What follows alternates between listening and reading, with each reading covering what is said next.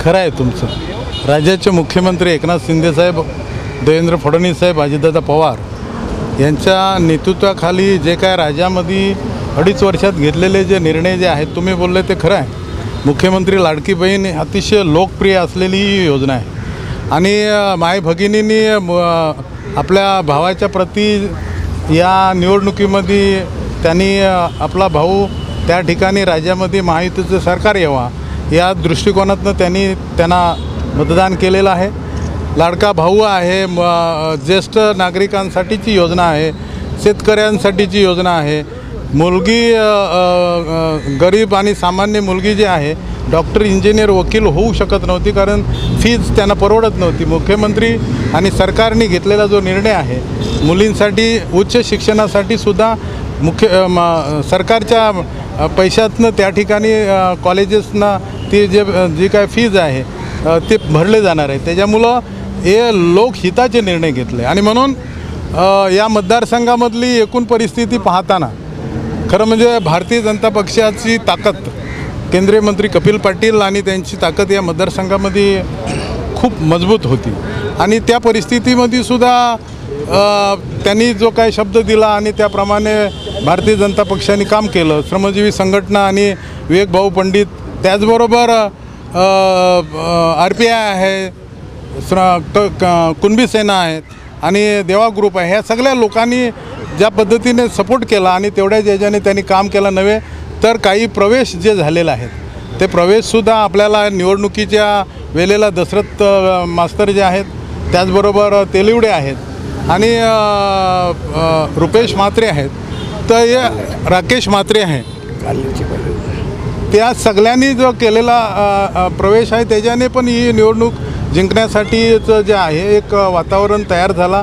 स्नेहा पाटील जे आहे त्यांनी यामध्ये आपले मोठा मन दाखवून आणि मुख्यमंत्री शिंदेसाहेब, देवेंद्र फडणवीस साहेब, कपिल पाटील साहेब यांचे सगळ्यांचं जे आहे ते त्यांनी केलेली विनंती मान्य करून त्यांनी मोठ्या मनाने या महायुतीचं जे आहे सपोर्ट केला आणि त्याच्यामुळं ही निवडणूक जिंकण्यासाठीचं जे आहे तो सोपं गेलं.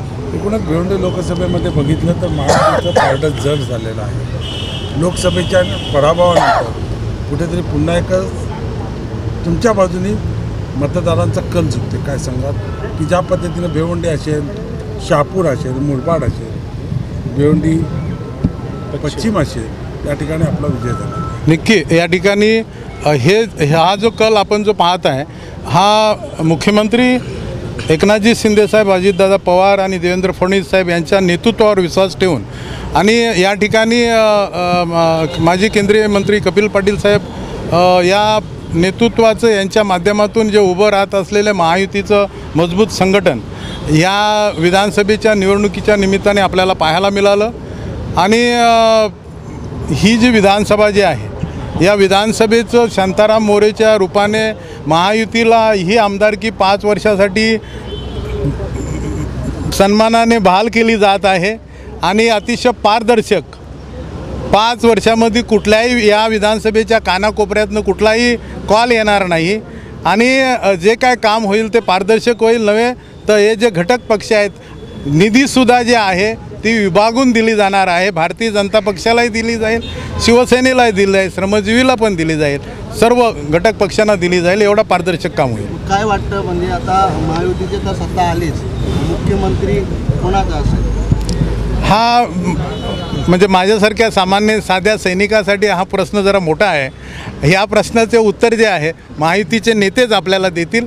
त्याच्यामुळं या प्रश्नाबद्दलचं वरिष्ठ पातळीवर निर्णय होईल. असेल की भाजप? स्वाभाविकच आहे. महायुतीच्या माध्यमातून जो होणारा निर्णय, मी ज्याला महायुतीचा शिवसेनेचा नेता आहे, एकनाथजी शिंदेसाहेब महाराष्ट्राचे मुख्यमंत्री, एक आदर्श मुख्यमंत्री म्हणून त्यांनी 2.5 वर्ष काम केलेलं आहे. ते मुख्यमंत्री व्हा, मी सैनिक म्हणून त्यांचा हे माझी सैनिकांच्या मनातली ती भावना आहे, त्याच्यामध्ये वेगळं असायचं काही कारण नाही. सर्व महायुतीचे कार्यकर्ते, सन्माननीय केंद्रीय मंत्री कपिलजी पाटील साहेब, सन्माननीय आमचे नेते प्रकाशजी पाटील साहेब आणि श्रमजीवी संघटनेचे विवेकभाऊ पंडित, RPIचे कार्यकर्ते, देवा ग्रुपचे कार्यकर्ते, कुणबी सेनेचे सर्व कार्यकर्ते या मतदारसंघामध्ये अख्खा मतदारसंघ पिंजून काढला आणि महायुतीचे सर्व कार्यकर्ते म्हणजे दिवस रात्र या मतदारसंघामध्ये फिरत होते आणि सर्व मतदारांना हेच सांगत होते की आपल्याला शांताराम मोरे यांना भव्य